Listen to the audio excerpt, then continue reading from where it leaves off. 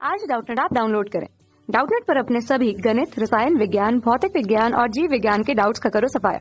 बस प्रश्न की फोटो खींचो, एक ही प्रश्न को क्रॉप करो और तुरंत वीडियो सोल्यूशन पाओ। अभी डाउनलोड करें। हेलो फ्रेंड, इस प्रश्न में दिया गया है एक चित्र में जो है श्रेणीबद्ध एलसीआर परिपथ दिया गया है इस प्रकार से, जिसे 230 वोल्ट की प्रत्यावर्ती धारा स्रोत से जोड़ा गया है। इस प्रकार से हम देख सकते हैं।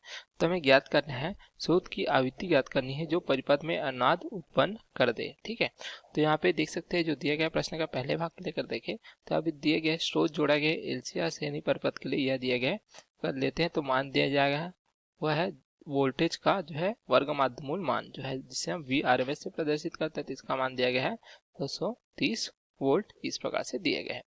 तो अब पहले देखिए, पहला भाग यदि अनाद की स्थिति, ठीक है, तो अनाद की स्थिति में क्या होता है, तो उस परिपथ का जो है प्रतिबाधा जो है निम्न होता है। ठीक है, तो इसमें जो है क्या होता है, प्रतिघात का मान जो है हमें जो है शून्य प्राप्त होता है। तो इस प्रकार से हम लिख सकते हैं जेड अर्थात जो है प्रतिबाधा ये जो है न्यूनतम प्राप्त होता है, जिससे धारा हमें श्रेणी एलसीआर परिपथ के लिए अधिकतम प्राप्त होता है। तो इस स्थिति में जो प्रतिघात है इसका मान जो है शून्य होता है। तो प्रतिघात क्या हो सकते हैं, यहाँ पे एल तथा सी है तो ये हो जाता है प्रेरकी प्रतिघात तथा जो है धारती प्रतिघात प्राप्त होगा, या एक्सेल भी हम लिख सकते हैं, या स्थिति पे निर्भर करता है। तो यहाँ से हमें क्या प्राप्त हो जाएगा, एक्सेल बराबर प्राप्त हो जाएगा XC इस प्रकार से।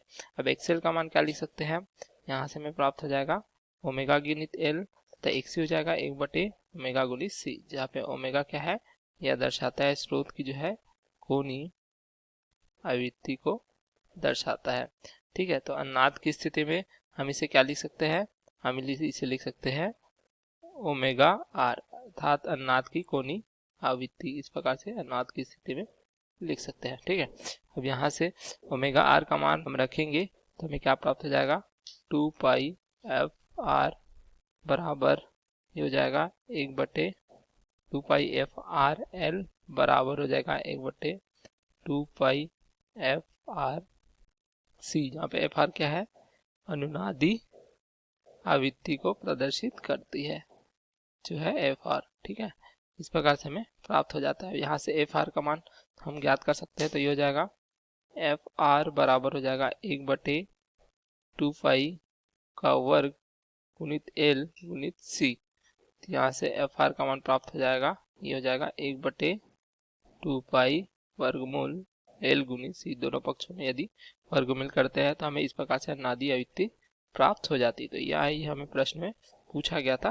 पहले भाग में देखिए, स्रोत की वह आवृत्ति जिस पर देख सकते हैं परिपथ में अनाद उत्पन्न हो, तो ये हमें प्राप्त हो जाता है अनादि आवृत्ति। तो हमें अभी जो मान दिए गए हैं आर एल तथा सी, इसकी सहायता से अनुनादी आवृत्ति इस सूत्र की सहायता से हम ज्ञात कर सकते हैं। तो यहाँ पे हमें देखिए एफ आर बराबर हो जाएगा 1/2π वर्गमूल एल का मान क्या दिया गया है, प्रश्न अनुसार देख सकते हैं ये दिया गया है 5 हेनरी तथा सी का मान दिया गया है 80 माइक्रोफैराड। तो यहाँ पे मान रख देंगे तो ये हो जाएगा एल का मान 5 हेनरी गुणित सी का मान दिया गया है 80 माइक्रोफैराड है, तो ये 10 का घात 6 फैराड हो जाएगा इस प्रकार से। तो इसको हल करेंगे तो हमें अनुनादी आवृत्ति एफ का मान प्राप्त हो जाएगा 7.96, क्योंकि यह आवृत्ति है इसीलिए इसका मात्रा क्या हो जाएगा, यह हो जाएगा हर्ट्ज में हमें प्राप्त हो जाएगा। तो ये हमें पूछा गया था अनुनादी आवृत्ति, जिसके लिए आर एल तथा सी के मान हमें दिए गया था। तो यह हमें पहला भाग प्राप्त हो जाता है या ए भाग प्राप्त होता है। दूसरा पूछा गया, देख सकते हैं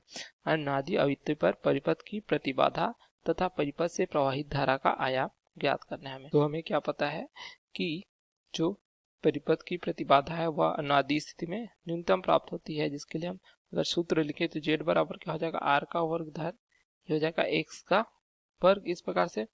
तो यहाँ पे देखिए, तो यहाँ पे हम मान रखेंगे तो हो जाएगा आर का वर्ग धन एक्सएल ऋण एक्सी पूरे का वर्ग तथा पूरे का वर्गमूल, इस प्रकार से भी लिख सकते हैं। अब देखिए अनाद की स्थिति में क्या आ जाता है, एक्स का मान जो है शून्य होता है तथा एक्सएल ऋण एक्सी का मान भी हमें शून्य प्राप्त होता है। तो यहाँ पे मान शून्य रखेंगे तो जेड बराबर क्या हो जाएगा, आर का वर्ग धन ये हो जाएगा शून्य का वर्ग, अर्थात ये शून्य हो जाएगा। तो यहाँ से प्राप्त हो जाता है हमें जेड बराबर 8।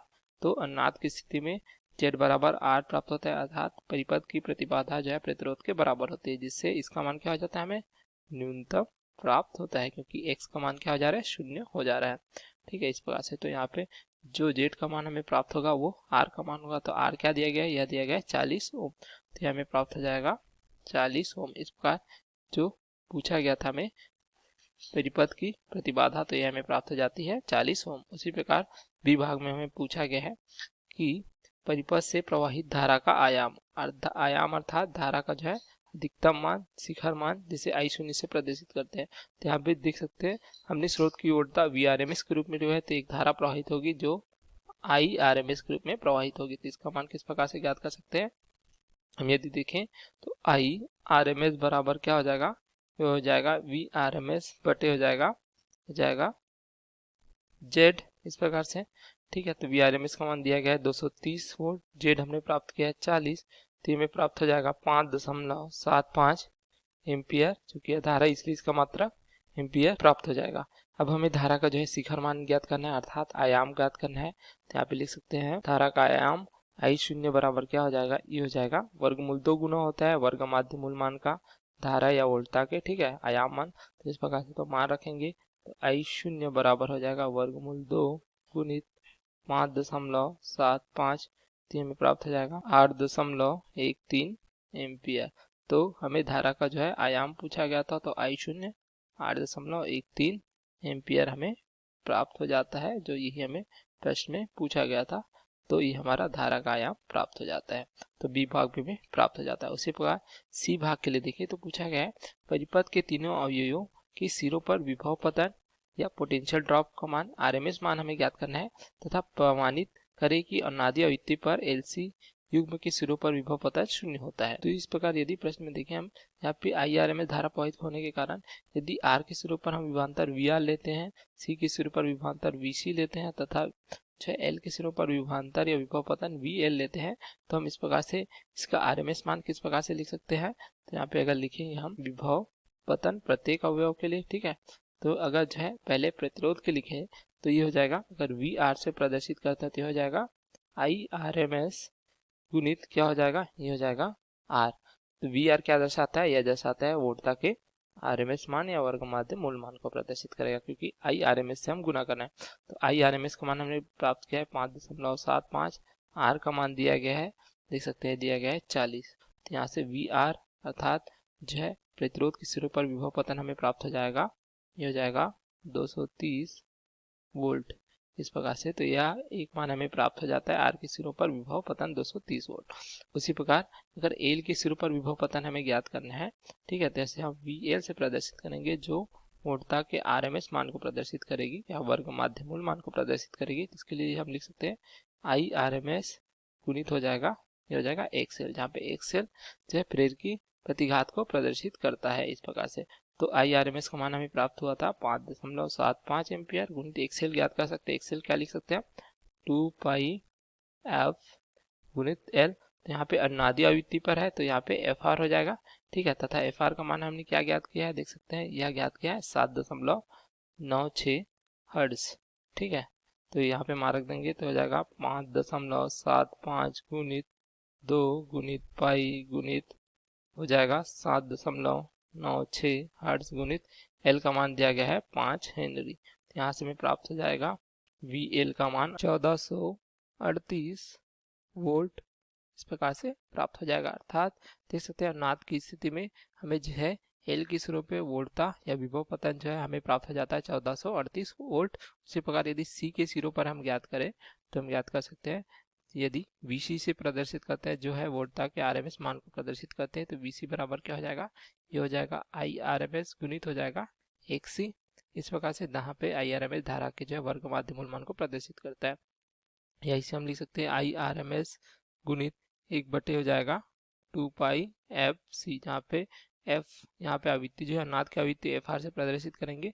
अब यहाँ पे मार्क देंगे तो IRMS का प्राप्त हुआ था 5.75 गुणित ये हो जाएगा 1/2 पाई जो है अनादि आवृत्ति हमें प्राप्त हुई थी 7.96 गुणित C का मान दिया गया है, यहाँ पे प्रश्न में दिया गया है 80 माइक्रोफैराड अर्थात 80 गुणित 10⁻�6, इस प्रकार से लिख सकते हैं। तो हमें प्राप्त हो जाएगा VC का मान अर्थात C की सिरों बीच विभव पतन प्राप्त हो जाएगा 1438 वोल्ट। इस प्रकार हम देख सकते हैं कि L के सिरों के बीच विभव पतन तथा C की सिरों के बीच विभव पतन का मान हमें जो है एक समान प्राप्त हो रहा था, 1438 वोल्ट प्राप्त हो रहा है, दोनों का मान बराबर है।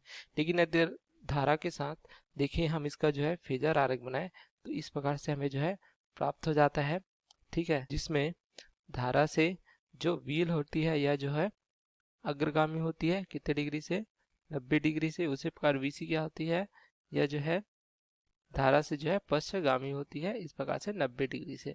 तो VL और VC जो है विपरीत दिशा में प्राप्त होते हैं, ठीक है, जिनके बीच कालांतर जो हमें 90 डिग्री का प्राप्त होता है। अर्थात यदि हम इनका परिणामी निकालें तो ये हमें क्या प्राप्त हो जाएगा, VL ऋण VC या VC ऋण VL दोनों परिस्थिति पर निर्भर करते हैं। तो देख सकते हैं दोनों का मान बराबर है तो इनका परिणामी वोल्टता हमें क्या प्राप्त हो जाएगा, यदि हम लिखे परिणामी वोल्टता अगर जो है इस प्रकार V से प्रदर्शित करते हैं VL तथा V का, तो ये हो जाएगा 0। इसलिए दिया गया है प्रश्न में कि L तथा C युग्म के सिरों पर विभव पतन जो है अनाद के आवृत्ति पर क्या होता है, या जो है 0 होता है। तो इस प्रकार हम देख सकते हैं L तथा C युग्म का जो है परिणामी वोल्टता यहाँ पे देख सकते हैं, ये हमें क्या प्राप्त हो जाए 0, क्योंकि दोनों की वोल्टता का मान समान प्राप्त होता है। तो इस प्रकार हमें सभी उत्तर प्राप्त हो जाते हैं जो हमें प्रश्न में पूछे गए थे। Okay, thank you. कक्षा 6 से 12वीं से लेकर नीट, IIT, JEE वो एडवांस के लेवल तक 1 करोड़ से ज्यादा छात्रों का भरोसा। आज ही डाउनलोड करें डाउटनेट ऐप या व्हाट्सएप करें अपने सारे डाउट्स 8400 400 400 पर।